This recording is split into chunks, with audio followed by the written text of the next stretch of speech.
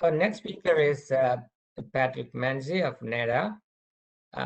Patrick is the National Automotive Dealers Association's chief economist. In this role, he works with both NADA as well as the American Truck Dealers, ATD, a division of NADA.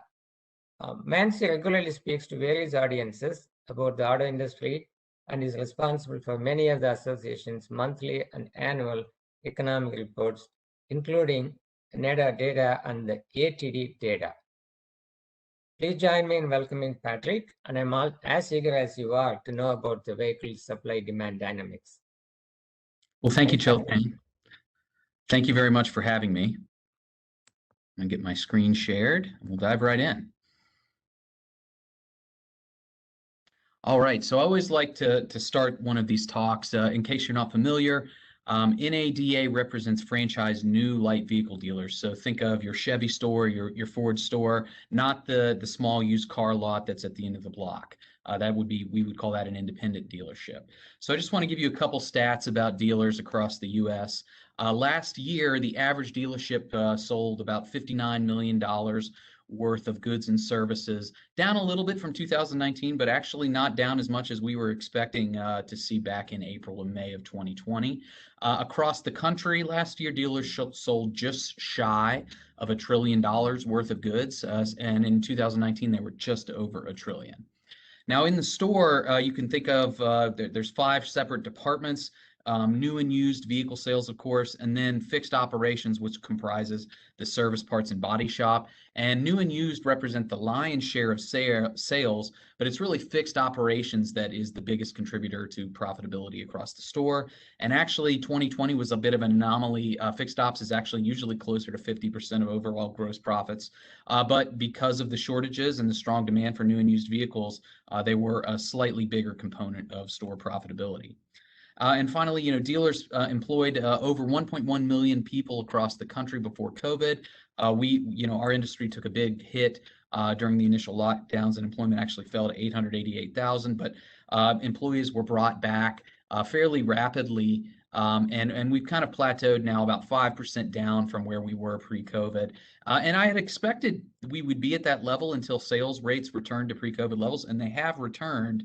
But I'm hearing too that even dealers are dealing a little bit with labor shortages similar to other industries out there. So let's talk vehicle sales. So for those of you unfamiliar with how sales are reported in the industry, we call it the SAR. It's a seasonally adjusted annual rate. So basically, you just think of it, if we sold vehicles in any given month at that rate for the entire year, that's how many we would sell. And so you can see the remarkable consistency in monthly sales rates leading up to COVID. March, of course, halfway through, we had to shut the stores. And then in April, we hit the lowest SAR on record, at least as far back as the federal government has been tracking it, I think before the 1980s. Then we saw OEMs came out with very favorable incentive offers, kind of unprecedented offers, 0% financing for up to 84 months in many cases, with 6-month payment deferrals from some brands. And that got some people to come back into the showroom. And retail sales, I'm going to break it out specifically here between retail and fleet because typically they would move together in a normal year, but there have been some divergences since COVID hit. But retail sales pretty much had fully recovered, and we're actually seeing year-over-year retail sales gains by the time we got to the fall here. But fleet was depressed, and you just think that the biggest purchasers of fleet vehicles, or some of the biggest, are the rental car companies, and there really wasn't a lot of demand for travel. There was more demand for personal vehicle ownership at that point. So last year, the story of depressed fleet sales was lack of demand. And fleet purchasers did anticipate, as we got more people vaccinated and returning to their daily lives, did anticipate the demand for rental cars and have tried to put in orders, but right now fleet sales are down because of supply constraints, as OEMs have prioritized sales to retail customers over fleet customers. And in some cases, there were fleet customers who placed orders for 21-year model year vehicles, and they've been pushed to 2022 model year. So actually, many of the rental car companies have turned to the used market, kind of an unprecedented thing. I think it might have happened a little bit in the past, but that's another competitor in that used market, which we'll cover a bit later on. Now, so beginning of the year, we got the chip shortage announcement. Sales started off pretty well, and then March and April, after a couple rounds of stimulus checks going out to people, sales have, and people being vaccinated, feeling comfortable getting back out in the world, sales really took off. And just for some perspective, April of 2021's sales rate of 18.8 was the fourth highest SAAR since the year 2000, tracking really behind two of the best incentive programs in history. We had October 1, right after September 11th, was the Keep America Rolling incentive plan. July 05, I believe, was employee pricing for all. So I actually believe that this SAAR could have been even higher had we had enough inventory out there to meet some of the fleet demand and maybe even entice a few more retail customers. March 9th of all time, so still a really good month. And then May cools a bit, and by June, we're starting to feel the effects of the supply shortage, right? Early on in the year, it might have been, okay, maybe I settle for a different color. Then it got to maybe I settle for a different trim. Now it's maybe a different vehicle or even a different segment as inventory has gotten further limited. And we expect inventory is going to fall further. I'll comment more on it in detail just shortly, but it's probably going to fall more in July as well. So I wanted to call out that fleet sales number that I mentioned because, fleet was pretty consistent. There's seasonality in it, but typically 17 to 20% of sales in any given year were fleet sales. And you can see the impact here. Remember, rental car companies weren't buying back here in 20. They were getting some deliveries at the start of the year before really the chip shortage took hold. And now fleet sales have been relatively low. Still, we are expecting some fleet sale improvement this year. From a low of 2.1 million last year up to 2.5 million this year. Now that's still well below where we were in 2019, but remember these sales for the manufacturers are typically less profitable, so they're definitely going to prioritize sales to deliveries to dealers so they can deliver them to a retail customer. So let's just I just give you a snapshot of U.S. OEM market share out there. And unfortunately, the chip shortage seems to have hit some of the big three American producers, OEMs, more than other OEMs out there. GM, Ford, and Stellantis. Stellantis is the new name for the merged company of PSA Group out of France and Fiat Chrysler here in the U.S. They've kind of had more difficulty with chip shortage than other OEMs, but still they have all three have reacted quickly to this by prioritizing production of the most in-demand and profitable models, which just happen to be SUVs and pickups. So they've done a good job of allocating their production to the vehicles that are the hottest out there in the market. So we'll see how it all comes out in the wash with regard to profitability, but I think it's going to end up being, still a pretty good year for them. Now, vehicle mix, Melinda mentioned this a bunch that, what consumers are buying has changed. 10 years ago, we were pretty much a 50-50 light truck car market, and light trucks are actually pickups, SUVs, crossovers, and vans. So we've gone from 50-50 to more than 3 out of every 4 new vehicles sold are light trucks. I still think there's more room for that car segment to fall. There have been pockets of the country where it's been an 80-20 light truck to car split, maybe even 85-15, and it makes sense that we're going to continue to move that way. I do not think cars are going to go away altogether. There's still people who want affordability in their new vehicle, and new smaller cars transact at prices lower than smaller SUVs. And there's demand from Uber drivers, stuff like that I think is going to keep cars moving, and especially in metro areas where I live here in the DC area. You go into Washington DC, you still see a lot of small cars running around because you have limited space, and you kind of want something that you don't care if it gets dinged up when you're street parking with a lot of other people. So within those two super segments, let's look at the breakout of segments across the market. CUV is the largest by far at 46%.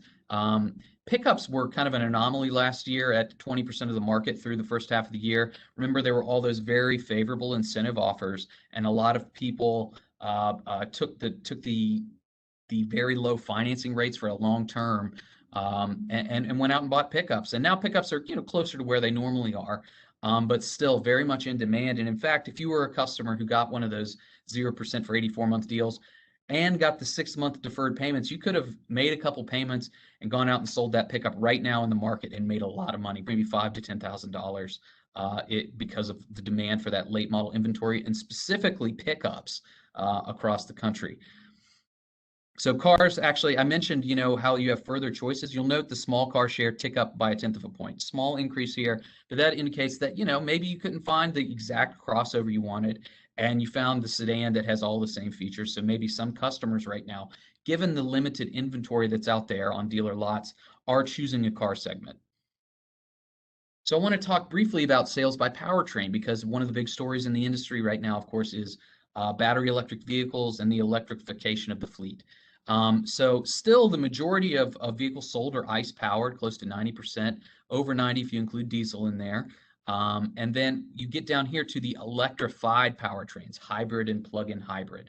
So think your Toyota Prius, and then the new, anything that has an ICE engine and a plug as well. Up 2.2 percentage points in market share from last year for hybrid. Plug-in hybrids have doubled their market share, and EV up a percentage point in market share as well. But it's important to remember that there's still, in the grand scheme of things of new sales, we still have, they really haven't taken over yet. Manufacturers, though, are releasing more and more hybrid and EV models. And now, specifically with EVs, early on, most EVs were eco cars, smaller, right? And there hasn't been a lot of entries in the most popular segments. And as we've seen with the introduction of the F-150 Lightning, we're seeing more EVs that are in the SUV and crossover space. I think now that there are these products out there that customers are really actually interested in, that we'll see this EV market share continue to grow. I think, though, it's going to take a little bit more time for infrastructure to develop before people are all in on EVs. But that's why these hybrids and plug-in hybrids make a nice step along that transition to EVs. So Melinda certainly talked a lot about price increases, and this is average transaction prices. We're seeing it in our data as well. This is the average new vehicle transaction price, and then a used vehicle transaction price at franchise dealerships. So new prices are up about 5% year over year, and I think used is up around 10% or so. Still, very high increases here. On the new side, it's really more of reduced discounting because the MSRP hasn't changed too terribly much, whereas the actual prices of used vehicles have gone up significantly. In some cases, up by $4,000 or $5,000 year over year for similar models at similar mileage. So really, there's a lot of demand out there, and if you can't find it on that new vehicle side, you're going to turn to the used market, and there's a lot of competition for that used inventory out there. So I mentioned lower discounting. This is average incentives per unit. This does capture some of the subvened finance rates offered by OEMs out there in their captive arms. But you can see just the steady decline in incentive, average incentive spending per unit, with a bit of a peak at the end of the year, which is normal as OEMs tend to raise incentives at the end of the year to clear out the lots. But April of last year, just shy of $5,000 per unit. I think that was the highest on record, if I remember correctly. Well, we're at half that now. And June's incentive reading is the second lowest on record for the month. Likely July will fall further. So the discounts really aren't there right now. According to JD Power, actually in mid-June, 75% of all new cars sold transacted at or above MSRP, and that's up from 36% in pre-COVID times. So if you're out there shopping right now, it's really hard to find a deal at this point, but if you're happy paying MSRP and you really need that car, that's probably what you're going to pay. But you might not get hit as hard on depreciation because of all the demand in the used market, and I think that's going to be around for the next couple of years, as I'll talk about here a little bit more shortly. So how are consumers stomaching these price increases? Well, most American consumers buy on monthly payment. Interest rates are a little bit lower than they were pre-COVID, so that's one way. And the other thing is equity. They have more equity in their trade-in, so that's helping deal with some of these price increases when they go out and buy that newer used vehicle. So I've highlighted here where we were right before COVID in February. This is kind of the bottom. Think of May, April last year, and where we are right now in terms of the average interest rate on a new vehicle financed and sold at a franchise dealership. From the bottom, new vehicle rates only up about about 70 basis points here, and used has actually fallen further. So again, this really does help. It's a nice little boost to demand, or helping consumers stomach these really big new vehicle transaction prices. Also, another interesting thing going on because of all the demand for used vehicles is that when you come into the store, your car has a lot more equity in it than it would have otherwise. So you can see this is the share of transactions with trade-in negative equity. About, let's call it roughly a third of all cars coming in had some negative equity, and now look at the new, right around 20%, used at 25%. So again, this is a big, this is really helping with consumers to deal with all of these payment increases. And of course, my data is going to differ a little bit from Melinda's. We're pulling from different sources here. But you can see this is the average monthly payment for a new vehicle, a new lease, and a used loan. You can see this sharp increase in used payments from the average of last year to what we saw in June. But what I'd like to note here is this gap between new and used loans has really shrunk. So same thing for the new loan, or excuse me, a new lease versus a used loan. So if you can find the car you want on the new lot, it makes a lot more sense right now, maybe to think about that new vehicle, because the payment difference isn't too great, and you really are paying a kind of an inflated price on that used side. So I think a lot of consumers are going to be doing this calculation when they're out there shopping, and probably just going to put more pressure on new vehicle demand out there as well. So biggest story right now is the chip shortage and what it's done to inventory. So let's just talk about inventory by segment and across the industry. At the end of June, we were at 1.4 million units. That's very low historically. End of June last year. So what was going on at the end of June last year? 2.6 million. This is actually lower than it normally would have been otherwise, because remember, a lot of the auto plants were closed for several months due to COVID, and I think they were just starting to get back and running at the end of June. So typically, we'd like to see inventory above 3 million units on any given month. And we use these inventory levels and the sales rate to calculate what is known as day supply. Day supply is typically, you want to shoot for around 60 days. That's what we teach at our NADA Academy for Dealers. You typically want pickups above 60 days because the pickup customer is looking for a specific set of traits in that vehicle. They either, maybe they need the one with more payload, or the towing package, or the 373 gears, whatever it is. We'd like to keep more pickups on the lot so you can meet the needs of that customer. So here we are now. We're about half the day supply we'd really like to see. Many of these segments below 30-day supply. Pickup is especially constrained. And that's one of the reasons why, if you've got a late model pickup right now and you don't really need it, you can make probably a pretty good return on what you paid for it a couple years ago. Similar constraints here on the CUV segment at 25 days. And then overall, we're at 27 days. And it's likely only to get worse. We're expecting inventory to fall to 1.3 million or slightly below by the end of July. So I think we're really in the worst part of the chip shortage right now. And it's supposed to start to get better by the fall. Now, that's been said since the start of the year. And when our representatives at NADA speak with people at the OEMs, really what we're hearing is the only consistent thing is the uncertainty, right? Nobody is certain. And there was a quote in Automotive News from Jose Munoz, who's the president of Hyundai North America, and he was talking about, they used to have visibility into their inventory levels a year out. Now they're meeting each week to decide and allocate inventory. So, we hope this gets better, but still, you think, okay, let's say we have enough production to start restocking lots and meet retail demand. There's all of these fleet customers out there who are still going to want inventory as well. So that needs to be met. So I think we're at least a year out before we start to restock dealer new vehicle inventory levels to kind of what would be considered a normal level. And we're not even sure what normal is going to look like, because manufacturers are happy with these tight inventory levels, because it means they've had to discount less. So the vehicles they're selling are a bit more profitable. So I think we're going to probably be somewhere in the middle of where we were before and where we are right now. And it's kind of just a wait and see what that level is going to be. So all of this shortages on the new side. So what has it done to the used market? This is the Manheim Used Vehicle Value Index. This captures prices at wholesale auctions. And you can see right here where we were last year. No one knew what was going on in the market, a lot of uncertainty. Then we start to figure out, okay, with COVID, we can get around in our cars. We can still do stuff masked up as long as we're social distancing. So demand for personal vehicle ownership picks up. Then we kind of plateau here in the fall. And then chip shortage, boom, and used vehicle wholesale prices shoot up. So what's going on here, right? So you have fewer repossessions, if only marginally fewer. You have fewer lease returns because franchise dealers get first crack at those vehicles before they head to auctions. They can decide whether or not they want to keep them and retail them on their own lot. And I guarantee you, almost every franchise dealer across the country is keeping every off-lease vehicle they get right now. So those aren't flowing back. And then you don't have your typical steady flow of vehicles coming in from rental car companies right now.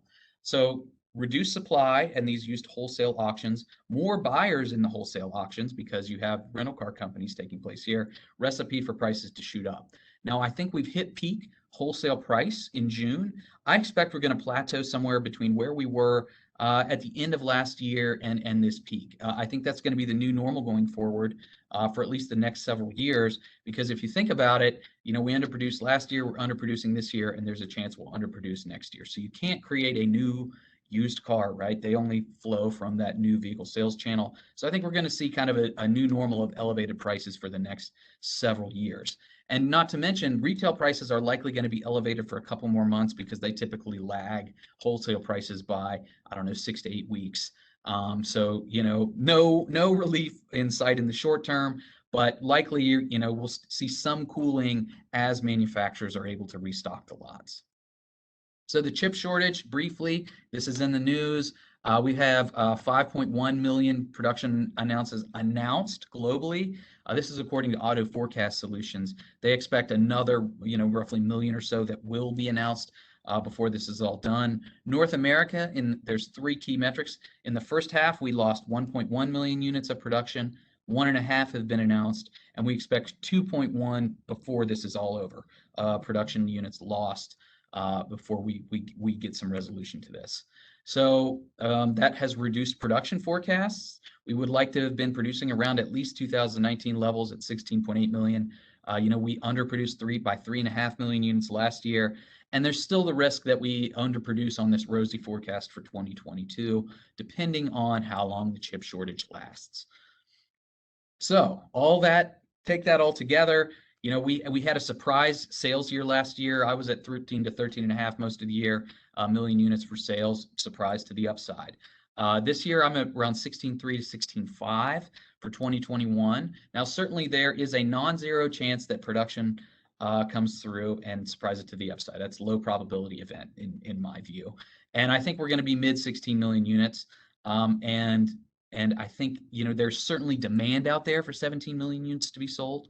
And next year and 2023 also going to be solid demand out there. Remember, millennials are getting into their peak earning years right now. They're going to be buying homes, buying cars. That myth that millennials didn't want to buy cars, it just took them longer, right? So as we enter our peak earning years, I think that there's going to be solid demand out there for new vehicle sales for the next several years as well. Same for used. So before I close out and we turn into questions, just briefly want to touch on BEVs with a couple slides. And you can see that there are a lot of OEMs really committed to offering battery electric vehicles. Look at GM and VW out there. This is the share of powertrain offering mix by them for 2022 to 2025. You still others out there really committed to hybrids. So Toyota and Honda think hybrids might be the way over the short term. So we're going to see. One thing that's just notable is the reduction in ICE offerings coming over the next decade or so. I really think ICE still has an important role to play over the next decade, but probably by the end of the decade, most vehicles sold new are going to be electrified. That is, either probably a hybrid, or I think by the end of the decade, full BEV is still not going to be the majority, but most vehicles are going to be electrified. This is just another way to look at it, and in the interest of time, if you want to look at this slide later, you can. And here's just a list of some of the upcoming BEV products. I borrowed this slide from Cox Automotive. You can see entries in popular segments are coming. We've got the Ford F-150 Lightning. We've got a Bolt crossover utility vehicle, and Audi has some just calling out a few here, has some SUV offerings. So I think this is really going to help boost EV penetration in the market, and it's going to be a net positive. And finally, just the last slide I'd like to end on, especially this is an issue for our members at NADA. They're concerned, I showed you that slide about fixed ops being a really big contributor to profitability in a store. And we have heard that EVs are going to cost a lot less to service. Well, this data comes from Cox, and they're looking at real world transactions comparing battery electric powertrains of similar segments to ICE powertrains. And you can see a lot of the service opportunities still remain. And there isn't a really big difference in the services that are unique to those vehicles. So, a good thing for our dealers, and, our dealers really are all in on EVs, and they really want to help facilitate this transition to electric vehicles and sell the vehicles that consumers want out there. So just to close, I'm optimistic on the new vehicle market. We're supply constrained right now, but there is a lot of demand, and it should be there for the rest of the year and into 2022. Thank you, Patrick. I do have a few questions from the audience, so let's go over that. The first question I have is, where do you see the fleet sales going with the ride shares taking a firm hold, negating the need for car rentals, especially within city rentals? I think it's going to be a slow and steady growth in fleet. I don't think there's going to be a big jump immediately, or even by mid-decade. Maybe we hit 4 million units by mid-decade. I think it's going to be a kind of slow and steady penetration there. Okay. The second question is, when would the inflated used car market return to normal? What risk it poses to the lenders if it is sustained for long? So let's see, returning to normal, right? So I mentioned all of those sales channels that flow into the used market, right? And so since we've underproduced for a couple of years, I think we're going to see elevated pricing for probably at least the next 2 years, maybe even into early 2024. Again, you really need to increase the supply of these used vehicles before we start to see any cooling of these used vehicle values. Because remember, we've got this big generational transition happening. You can see it in the housing market happening as well, with millennials finally able to afford houses and cars. So that's going to be a big driver, and not everybody still will be able to afford the new car, or maybe they just don't want to. Maybe they're happy with a used car. So demand is going to be steady there too, and growing. So I think we're 2 years elevated. We're at a new normal as far as pricing once we kind of equilibrate from this peak we saw in June. And risk to lenders, I don't see much risk to lenders that are holding that paper. Thank you. The third question is, how disruptive would be the small auto servicers with the EV/PEV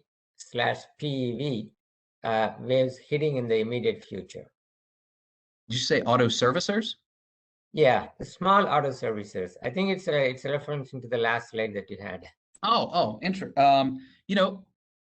It will be interesting. We have seen strong growth in service contracts. And when you have a new technology like this, I think a lot of customers tend to be, one, you want to just pay for your maintenance and your monthly payments, so you don't have to think about it. That's one thing that drives those. And the other thing is, I think they trust with a new product, they may want to trust the representative of that manufacturer to service it. So there's certainly an opportunity for people to get out there and win the trust of consumers. Just in general, though, I expect that with these new powertrains, a lot of people are going to want to have them serviced at the dealer, at least to start. But there's certainly, a lot of room to grow out there, as we've seen with ICE powered service. Okay. Yep, that makes sense. For last question, probably, does the gradual transition away from the ICE engines make OEMs more vulnerable to something like chip shortage, less or the same? So to be honest with you, I am not sure about the exact number of chips on average between an ICE versus a BEV, because I know there are a lot of chips in ICE vehicles running computers to make sure you set the fuel off right. And there are a lot of chips in a BEV too. I would have to know the data there to give you a complete answer. But in general, I think this is going to be one of those moments where, I don't think the OEMs are going to want to get caught like this again. So I think they're going to work on, maybe at least with chips, moving away from just-in-time deliveries at the production facility into maybe stockpiling some, so that they don't get caught like this again. So yeah, I wouldn't worry as much about the risk. I think we've lived through the worst, and I think they're going to try and fix it so that doesn't happen again. Okay, thank you, Patrick. I think we are also at the top of the hour, or at the end of the session. It's a very informative session, and I have to say that this segment is a new segment in our conference, discussing about the auto market, sales trends, outlook, as well as from a dealership side also. The thought here is the lenders have to know where the market is centered. So appreciate your time with us today, Patrick. Thank you.